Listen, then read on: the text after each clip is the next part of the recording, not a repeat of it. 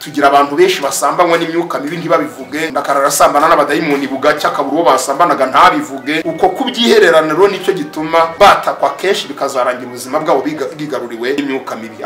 Mu myuka rero ya karande, ahantu karande zituruka cyane harimo n'imyuka y'abantu bapfuye ariko bakaza kubura ubugingo. Urumva hari akana ashaka kuzahindura icumbi kakazagira ingeso na kamere nk'izase, ariko se ari aho hafi. Sogokuruza akaba yarapfuye ari indushyi, sogokuru wawe agapfa ari indushyi, iso akaba indushyi, nawe uyu munsi ukaba uri n'abana bawe akaba ari indushyi, nabo ugiye kuzabasigira urushyi. Basanga uvukana n'abana 10 ariko nta numwe wigeze ugura n'igare cyangwa se umukire muri mwe n'ufite igare. Icyo bita karande murage, karande mvumano, karande ndogano na karande y'amaraso turuka mu isano y'amaraso abantu baba bafitanye. Ambwira ko ahagarukiye mu kiryamo cye yongeye kugira ibibazo by'umubiri kandi yari yaramaze kwiyakira twakaze. Tamumva ko bikaze, urumva nyine umugabo yagarutse mu kiryamo cye, nawe urabyumva ikiba kimugaruye n'icyo akora, numva ko aremerewe, bibagombwa kongaje. Hari n'igihe usanga uwo nguwo uhakana ko karande itabaho ari we yazonze, yaramwatakanye n'abana be n'umugore we cyangwa se n'umugabo we n'abamukomoka, ugasanga mu muryango wabo karande zarabakagaje zarabakakabi. Ubundi iyo umuntu apfuye aba yimuye ubuturo, ntabwo abarimbutse. Ikimenyi buke kuri karande utuma abantu bavuga ko nta karande ibaho,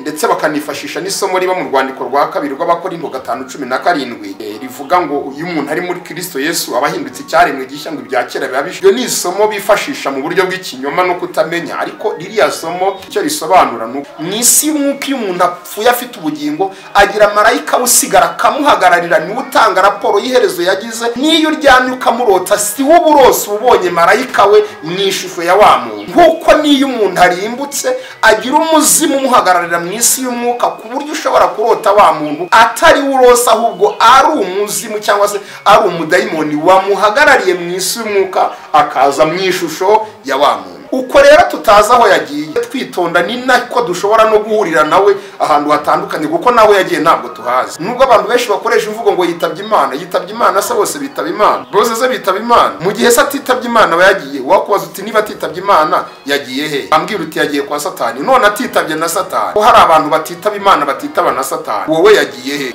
Umuntu bashobora kumuroga ibisazi ariko bakamwoherezamo imyuka y'abazimu y'abantu bigeze baba mu isi. Kwibohoza mu mbaraga za karande. Sundi karande ko kibaho, sundi karande ni karande iterwa ni simarwa kiragute, sundi rakira cyangwa umuntu arayipfana. Ibyo byose rero nibyo tuzagarukaho muri isomo ryacu ry'ibohoza mu mbaraga za karande. Nyemerere rero duhere ku gice tangira tugiye guheraho vuga ku gisobanuro cya karande.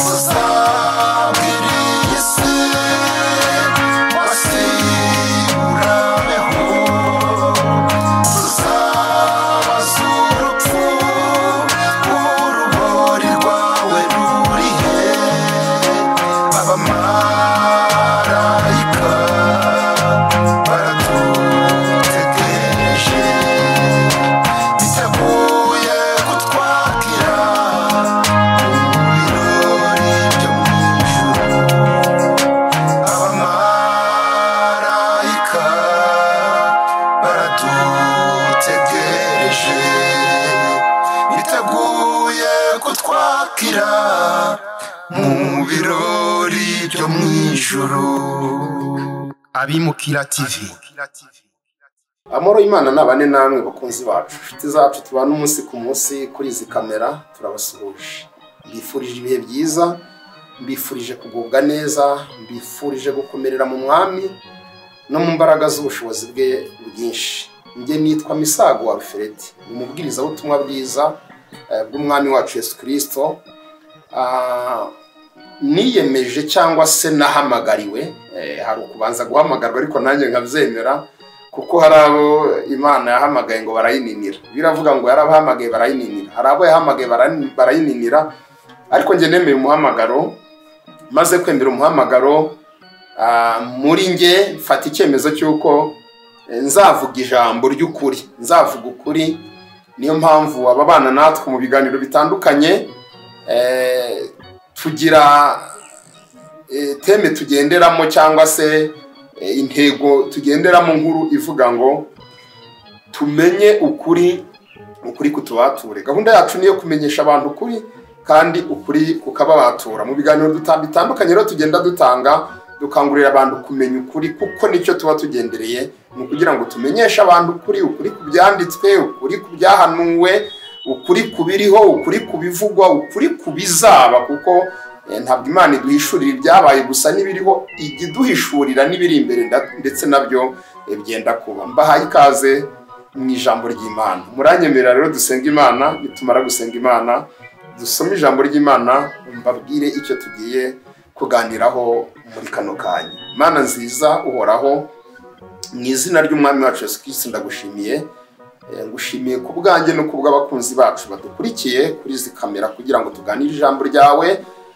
Mfasha nabo bafashe, njye uvuga unyambike imbaraga kandi nabo bumva ijambo ryo rigiraho ribakura, rigire n'ahandi ribageza, kuko Imana itubereye maso, ugira icyo ukora ukakirema ukagikomeza kandi ukagisoza mu gihe gikwiriye. Reka rero amahoro yabane natwe kuva dutangiye kino kiganiro kugeza gisoje, kandi ugambire kumva ubutumwa bwiza akabusoza wese no mu mugisha, mu izina rya Kristo Yesu, amen. Reka tubibutse ko mu rukundo mudukunda, mu gihe wumva ubutumwa bwiza ntacyo bitwaye, mu buryo bwiza bwo kudufasha tugafashanya. Mu gihe uri kumva ikiganiro utarakoze subscribe, utayikoze biba bigaragara ko utayikoze, kora subscribe ukande na hariya kunzogera, kugira ngo igihe cyose dukoze ibiganiro ubone notification y'ikiganiro dusizeho, kugira ngo dukomezanye urugendo. Biradufasha, bituma channel izamuka, biradufasha kandi twese tukarushaho kugenda dufashanya. Wakandika na comment munsi mu kiganiro, munsi igitekerezo, ibyumviro byawe ukabitugaragariza, ugakora like nk'ikimenyetso cy'uko ukomeje kuduhitamo, gukunda ibyo dukora, ndetse nta n'icyo bitwaye uramutse unakoze na share ugasangiza abagenzi bawe, inshuti n'abavandimwe ubutumwa bwiza. Murakoze cyane. Reka nsome ijambo ry'Imana mbabwire inyigisho tugiye kuganiraho. Igitabo cy'amaganya ya Yeremiya, igice cyaho cya 5, turasoma umurongo wawo wa 7.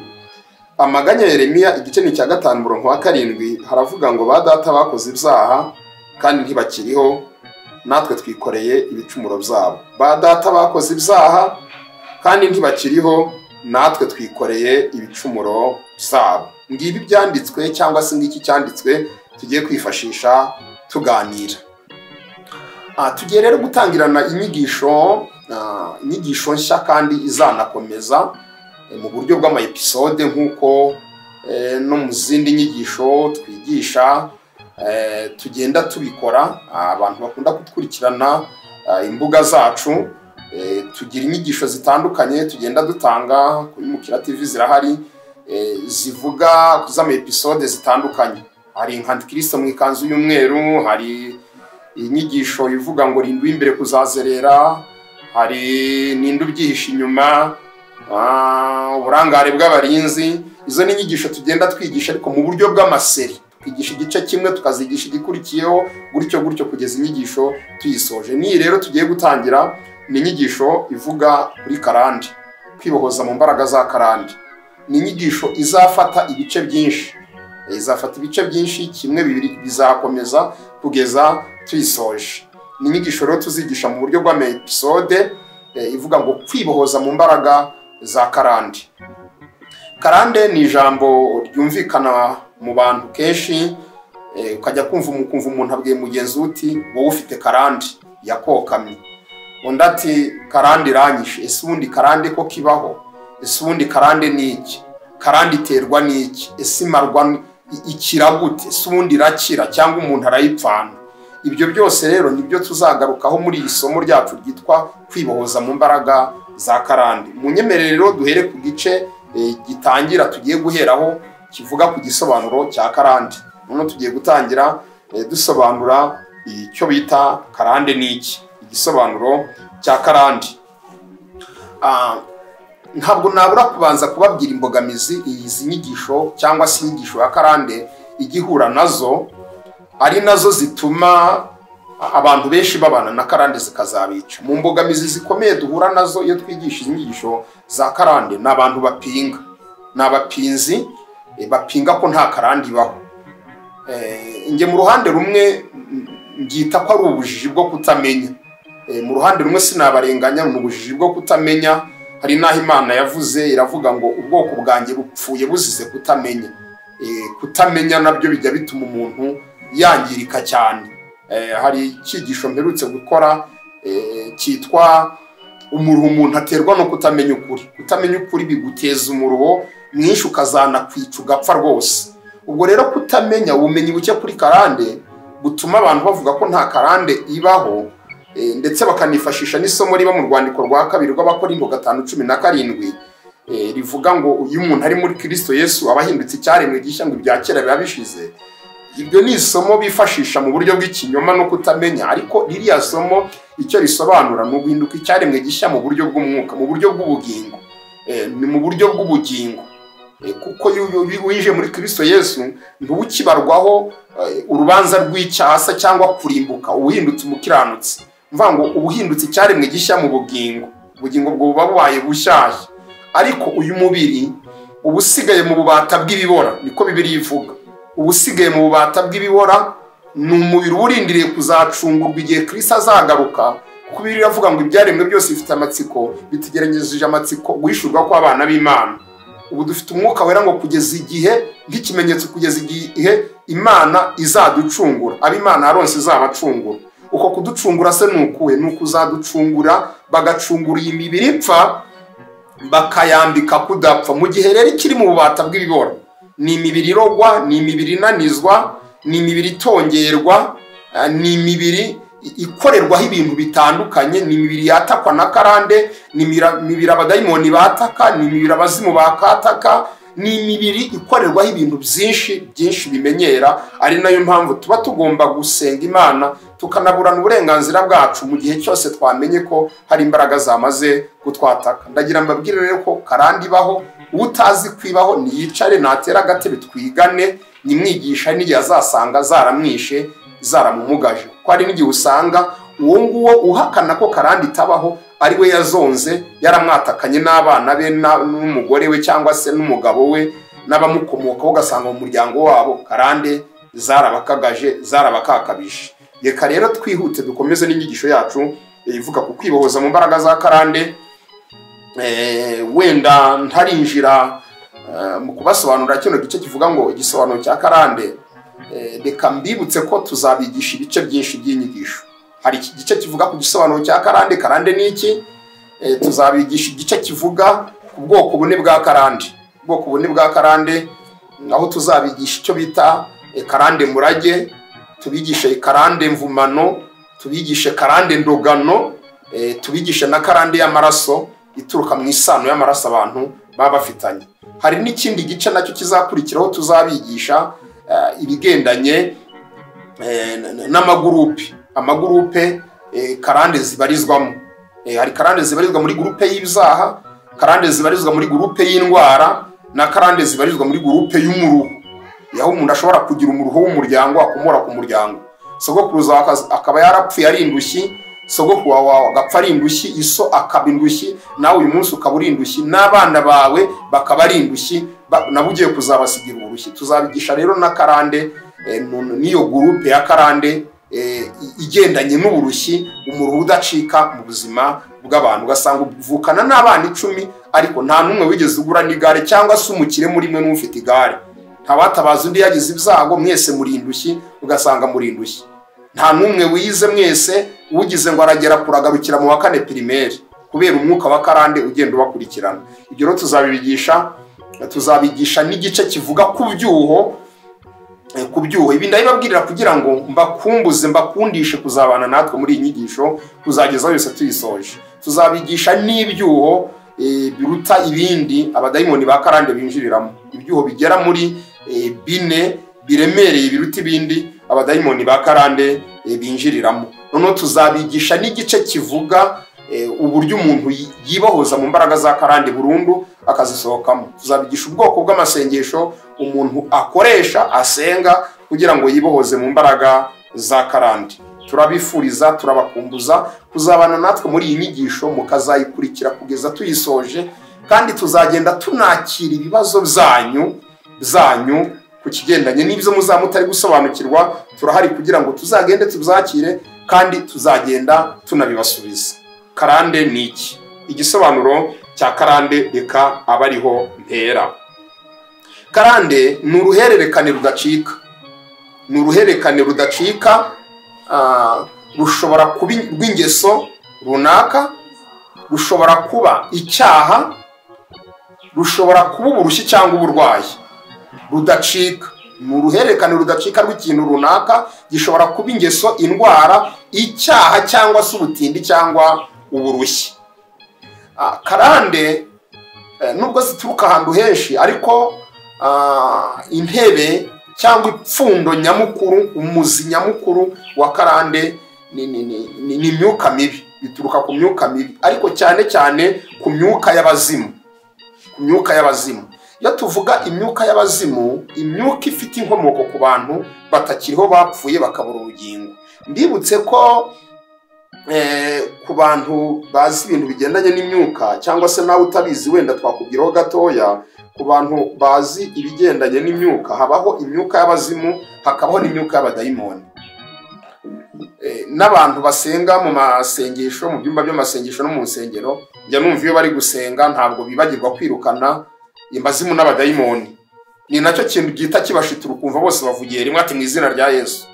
Iyo umuntu hari gusenga avuga andi magambo, ibindi byifuzo bitandukanye ntibikiriza, ariko iyo ageze ku ijambo rivuga ngo twirukanye abazimu n'abadayimoni, ujya kumva iteraniro ryose rivuga rimwe mu izina rya Yesu, mu izina rya Yesu. Icyo ni ikimenyetso cy'uko abazimu n'abadayimoni bahamuye abantu ku rwego rwo hejuru, ku buryo n'iyo umuntu asenze bakumva iryo jambo rigezeho rivuga ngo twirukanye abazimu n'abadayimoni, bose baterera hejuru rimwe bati mu izina rya Yesu, mu izina rya Yesu. Icyo ni ikigaragaza ko abantu bahamuye cyane n'abazimu n'abadayimoni, ariko ikibazo kinateye agahinda ni uko babahamuye ariko ugasanga nta nubwo babazi, ntabwo babazi.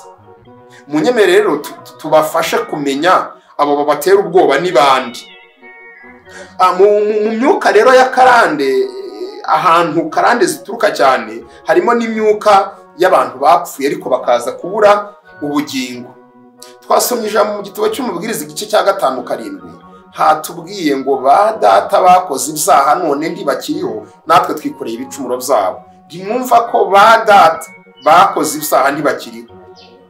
Ni gute ese koko birashoboka ko umuntu wapfuye utakiriho, ibyaha yakoze bihindukira bikagira ingaruka ku bana, ku buzukuru ndetse n'ubuvivi?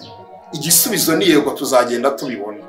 Uyu munsi abantu benshi babayeho mu ngaruka z'ibyaha bya ba sekuruza, bya ba nyirakuruza, byakozwe kera badahari, ukavuka usanga so ari mu ngaruka z'icyaha cya se cyangwa cya sekuru, ukavuka usanga nyoko ari mu ngaruka z'icyaha cya nyirakuru cyangwa cya nyirakuruza, nawe uyu munsi ugahita kuzisangamo ukazikomerezaho. Uko rero kuba ba data barakoze ibyaha, natwe tukikorera ibicumuro byabo, niho habasha guturuka iyi myuka mibi ya karande. Aha wambaza uti se koko umuntu wapfuye ateza karande gute ku bantu basigaye ari bazima? Nkurikira tugendane urabyumva. Ubundi iyo umuntu apfuye aba yimuye ubuturo, ntabwo aba arimbutse. Iki tucyumvikaneho, ntabwo igihe cyo kurimbuka ko abantu kiragera. Iki mujye mukimenya, iyo umuntu apfuye aba yimutse, nk'uko umuntu ava mu nyubako yari arimo akimuka akajya mu yindi nyubako. Niko iyo bavuze ngo runaka yitabye Imana, mujye mwumva n'iryo jambo rikoreshwa, ariko baravuga ngo runaka yitabye Imana, ngo yakuwe mu mubiri. Uwo wakuwe mu mubiri, yakuwe mu mubiri ajyahe? Bivuze ngo yakuwe mu mubiri arigendera, twebwe dusigarana umubiri. Amaze gukurwa mu mubiri arigendera, niho twatanze itangazo ko apfuye. Ariko burya mu by'ukuri mu mvugo nziza iboneye twakabaye tuvuga ko wapfuye ari uwo mubiri dusigaranye, ariko wavuye mu mubiri we yagiye kuko ntiyapfuye. Ntabwo yapfuye kuko yagiye, kandi yagiye atari aho ngaho. Haramutse yapfuye twaba tumufite. Yagiye ava mu mubiri arigendera, umubiri usigara upfuye, dusigarana umubiri upfuye, ariko uwawuhaga ubuzima yavuyemo arigendera, none yagiye. Uko rero tutazi aho yagiye, tujye twitonda, ni nako dushobora no guhurira nawe ahantu hatandukanye, kuko nawe yagiye ntabwo tuhazi. Nubwo abantu benshi bakoresha imvugo ngo yitabye Imana, yitabye Imana se bose bitaba Imana? Bose se bitaba Imana? Mu gihe se atitabye Imana aba yagiye. Wakubaza uti niba atitabye Imana yagiye he? Wambwira uti yagiye kwa Satani. None atitabye na Satani, ko hari abantu batitaba Imana batitaba na Satani, wowe yagiye he? Kari uhantu ushobora gushiduka muhuriye muri quartier, muhuriye ahantu hatandukanye, agusuye nijoro uryamye, muhuriye ahantu hatandukanye, agiye ko atitabye Imana ntiyitabe na Satani. Ibyo nibyo dushaka kubasobanurira, uburyo umwuka cyangwa roho iyo wapfuye akabura ubugingo ishobora kugaragara mu kirere cy'umwuka izerera, none muri kwa kuzerera ikagira ingaruka cyangwa se ingaruka zigera kuri bene muntu cyangwa se ku bantu ziturutse kuri wa mwuka mu buzerera. Mbibutse ko mu Efeso igice cya 6:10 kugera kuri za 14 iyo Bibiliya itubwira gutwara intwaro zose z'Imana, itubwira impamvu, iratubwira ngo nukugira tudatsindwa n'uburiganya bwa Satani, ngo kuko abo dukirana nabo ntibafite inyama n'amaraso. None se ni bande? Niba atari abantu bafite inyama n'amaraso, ni bande dukirana no badutesha umutwe batuhangayikishije umunsi ku munsi? Ikatubwira ngo ni imyuka, ngo biba mu isi y'umwijima, ngo nabatware, ngo ifite ubushobozi, ngo irategeka, ngo hakazamo n'indi y'ahantu ho mu ijuru. Namwe ni mwumva muri iyo myuka rero dukirana nayo idafite inyama n'amaraso, habamo n'abazimu n'imyuka y'abantu bazerera. Nari mbabwiye ngo iyo umuntu akuye muri uyu mubiri ntabwo aba arimbutse, ahubwo aba yimutse avuye mu cyo bita ingando. Iyi Bibiliya, uyu mubiri Bibiliya wita ingando. Iyo usohotsemo uba uvuye mu ngando, ukeneye kubona indi ngando ujyamo isimbura iyi ngiyi wari urimo. Iyo rero ugiye ufite udafite ubugingo, Bibiliya ikwita umuzimu. Mu butumwa bwiza bwanditswe na Luka 14:26 na Luka 24:39, iyo ukuwe mu mubiri udafite ubugingo witwa umuzimu. Iyo ukuwe mu mubiri ufite ubugingo, mu isi y'umwuka haboneka icyo bita roho yawe, haboneka uwitwa marayika wawe, uhagararirwa na marayika. Mu byakozwe n'intumwa mu gice cyawo cya 12:13 kugera kuri 15, mu gihe batekerezaga ko Petero Herode yaba yamwishe, bakaza gutungurwa no kubona babonye akomanze, baravuze bati we yapfuye turabizi, ahubwo uyu ni marayika we. Mu isi y'umwuka iyo umuntu apfuye afite ubugingo, agira marayika usigara akamuhagararira, niwe utanga raporo y'iherezo yagize. N'iyo uryamye ukamurota, si wowe urose ubonye marayika we mu ishusho ya wa muntu. Nk'uko n'iyo umuntu arimbutse agira umuzimu umuhagararira mu isi y'umwuka, ku buryo ushobora kurota wa muntu atari urose, ahubwo ari umuzimu cyangwa se ari umudayimoni wamuhagarariye mu isi y'umwuka, akaza mu ishusho ya wa muntu. Nguko uko biba byifashe. Mbere y'uko Kristo aza ku isi agakora akazi gakomeye karimo nako kwimura paradizo akayikura ahantu yari ituranye n'amarembo y'ikuzimu, izi roho zose Satani yarazigenzuraga, zaba roho z'abizera ndetse na roho z'abapagani. Musoma mu gitabo cya mbere cya Samweli igice cyawo cya mbere 28, mu gitabo cya mbere cya Samweli igice cya 28 uhereye ku murongo wa 3, muzahasanga Samweli amaze gupfa cyangwa gukurwa mu mubiri, nk'uko ariyo mvugo nziza twabonye.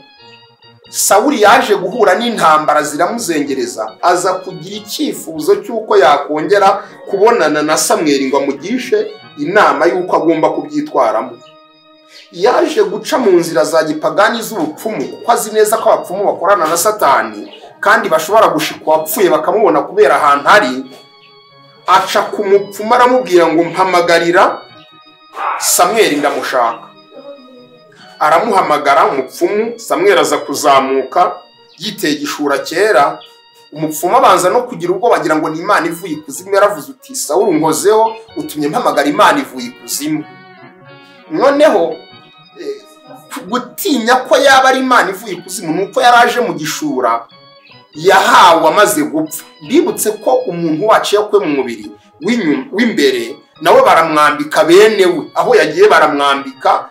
Iyo afite ubugingo baramwambika. Mu byahishwe igice cyawo cya 6 here ku murongo w'9 ukamanuka 11 hagaragara uburyo hari imyambaro cyangwa se hari ibishura byera byambikwa umuntu wacu w'imbere ujya muri paradizo, akabwirwa kurindira igihe intore z'Imana zindi zizahagerera. Icyo gishura rero nicyo yajemo, kuko imyenda twambika umuntu maze gukurwa mu mubiri tuyambika inyuma, ntabwo tuyambika uw'imbere. N'uw'inyuma isazira aho umubiri usazira tuba twawusize, ariko umuntu wacu w'imbere we agira umwenda yambikwa. Uwo mwenda rero niwe bamwambitse, awugarutsemo uyu mupfumu agira ngo ni Imana ivuye ikuzimu, ariko Sawuli abajije ibindi bimenyetso by'uwo muntu abonye, Sawuli ahita amenya neza ko ari Samweli, aramusaba aramubwira ati woke noneho ubwo ari Samweli mumpe tuvugane. Bahise ko bavugana, none muri kwa kuvugana Samweli aramubaza ati se kubera iki unkubaganiye ahantu nari nibereye? Barongera baravugana, ongera muhanurira nyina amubwira ko ibizamubaho n'ubundi bisa n'ibyo yari yamuhanuriye, arongera arigendera. Aha ni igihe Satani yari agifite ububasha n'ubushobozi ku myuka yabera yose, yaba yarabarimbutse ndetse n'abatarimbutse. Igikorwa rero gikomeye Kristo yaje gukora muzakibona mu butumwa bwiza bwanditswe na Matayo hari mu gice cya 27:51, ubwo Kristo yamaraga gutanga ku musaraba. Igikorwa cya mbere yakoze yihutiye kujya gukura ya myuka yabera ahantu Satani yari yarayisize yarayigaburiye. Niho muzabona ijambo rivuga ngo imyuka yabera yahise ko iva mu butaka cyangwa se iva mu bituro igaragara mu murwa Yerusalemu, ibituro bikingutse. Ni ukuvuga ngo Kristo yarayimuye ayikuye aho yabaga, kuko yaje no kuyijyana, ntabwo yaje kuyisiga. Abefeso 8 yaje kuyizamukana ayijyana mu cyitwa paradizo, yimura paradizo ayituzanya neza n'ubuturo bwera bw'Imana. Wenda byinshi tuzagenda tubigisha nitugera mu nyigisho y'ugaruka kwa Yesu, tuzagenda tubibigisha imiterere yaho n'ahantu paradizo iri. Icyo gihe rero kuva uwo munsi ntabwo Satani yongeye kugira ubushobozi ku myuka y'abantu b'Imana, ariko yasigaye agira ubushobozi ku myuka y'abantu bapfuye bararimbutse, akayikoresha mu buryo butandukanye. Mbibutse ko iyo myuka y'abantu babuze ubugingo ikarimbuka, barimbutse bakabura ubugingo, bikaba ngombwa ko haboneka imyuka ibakomokaho izerera mu buryo bw'abazimu. Abapfumu bakorana nayo cyane, bakorana nayo mu buryo bwo kuroga abantu. Umuntu bashobora kumuroga ibisazi ariko bakamwoherezamo imyuka y'abazimu y'abantu bigeze baba mu isi. Niyo mpamvu ku bantu basenga hari uzumva basengeye nk'umuntu kumva muri havugiyemo n'imyuka y'abazimu, bari kwivuga n'amazina, bagasakuza batereka tugende reka tugende, wamubaza utise muri bande, bakirondora ndi runaka ndi runaka ndi runaka, wajya kumva ni amazina amwe n'amwe y'abantu bakomokaga mu miryango batakibaho. Iyo rero ni imyuka y'abazimu. None rero abapfumu bo barayifata, barayiterekera, bakayifata, bakayigaburira, bakayubakira, bakagira gute, bakayifashisha mu buryo bwo kuroga abantu, kuyoherereza abantu, kunaniza ubuzima bw'abantu mu buryo butandukanye. Iyo rero ni imyuka y'abazimu. Iyo myuka rero y'abazimu ishobora cyane kugira uruhare mu guteza abantu karande. Uyo myuka ikaba yagaruka. Nabahangu ubuhamya gatoya cyangwa se nk'ingero nkeya.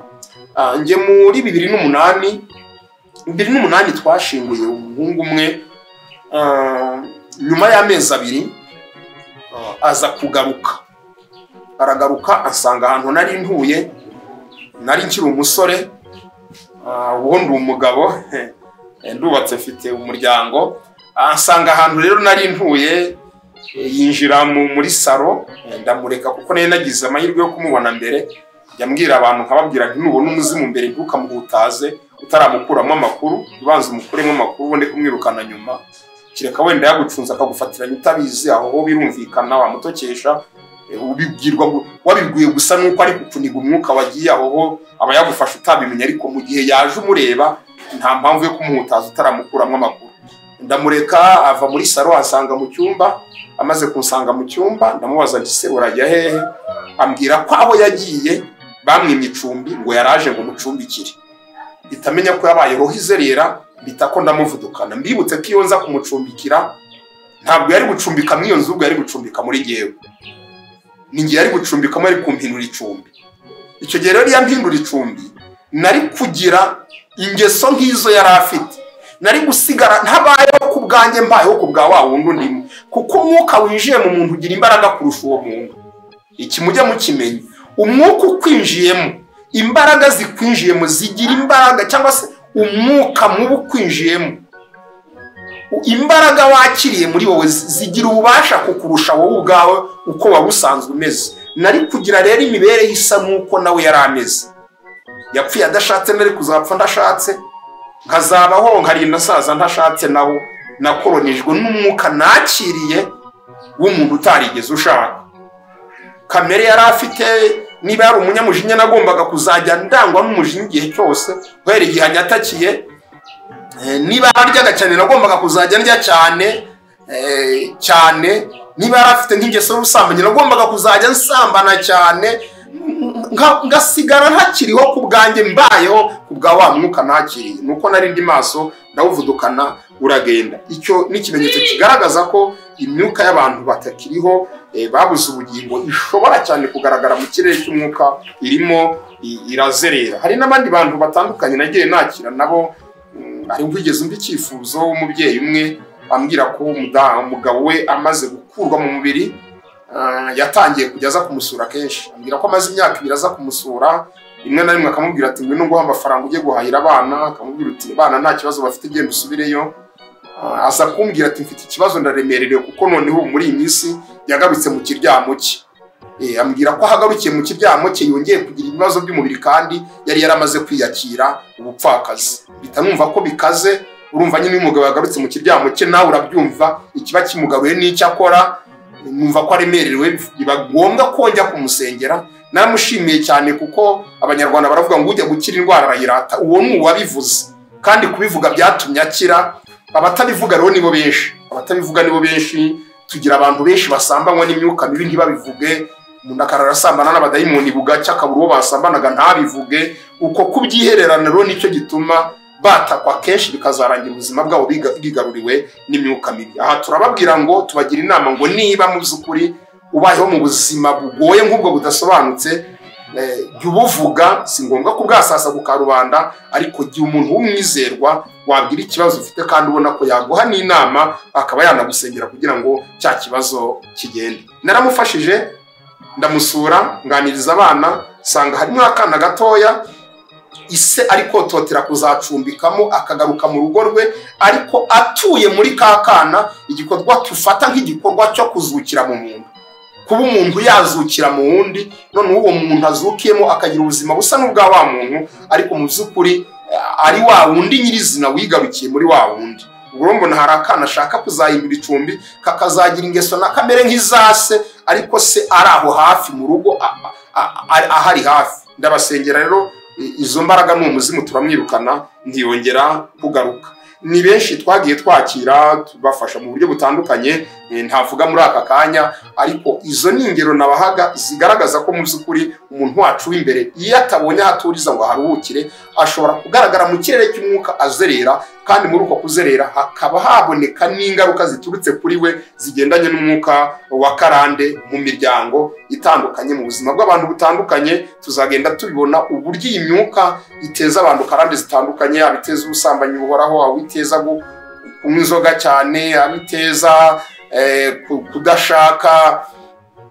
kudashaka bose bakajya bishingira mu muryango wabo, kutazigera bakora ubukwe, abiteza kuzajya bahora bakuramo inda ndayagira uzigera byara, abiteza ubugumba, abiteza ubutindi n'ubukene, abiteza indwara zihoraho zidakira ujya no kwa muganga bakazibura. Ibi tuzagenda tubigarukaho mu bice byacu bizakurikiraho. Iki rero cyari igice cya mbere cyane gikubiyemo na introduction cyane y'inyigisho yacu ko izaba iteye. Iki gice cya mbere twabasobanuriraga karande, igisobanuro cya karande, ariko tunagaruka tunagaragaza cyane ahantu zituruka ko ari ku myuka mibi, ariko cyane cyane imyuka mibi y'abazimu, kuko niyo zinjiriye mu badayimoni ziba zinjiriye mu badayimoni ariko bari gukorana bya hafi na ya myuka y'abazimu. Ndibutse ko abadayimoni bafite inkomoko ku bamarayika baciwe n'Imana batarinze kwera kwabo, noneho abazimu nabo bakagira inkomoko ku myuka mibi y'abantu baba barapfuye bakarimbuka. Turi kugera ku musozo rero w'igice cyacu cya mbere cy'inyigisho yacu ivuga ku kwibohoza mu mbaraga za karande.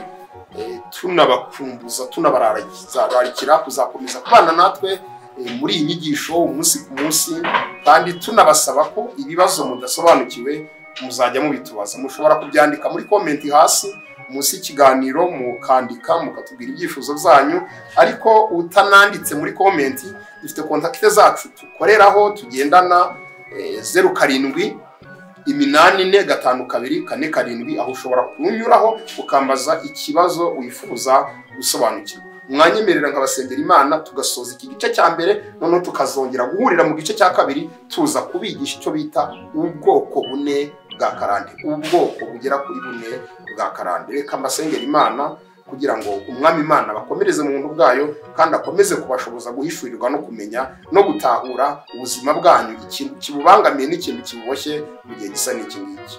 Ndagushimiye mwami mwiza, ndaguhimbaje, imbabazi zo zihoraho iteka ryose, ushobora byose nta kibasha kuroga imigambi yawe, uri data twese mwiza. Ndagushimiye, ngushimiye kubw'ijambo ryawe tumaze kumva.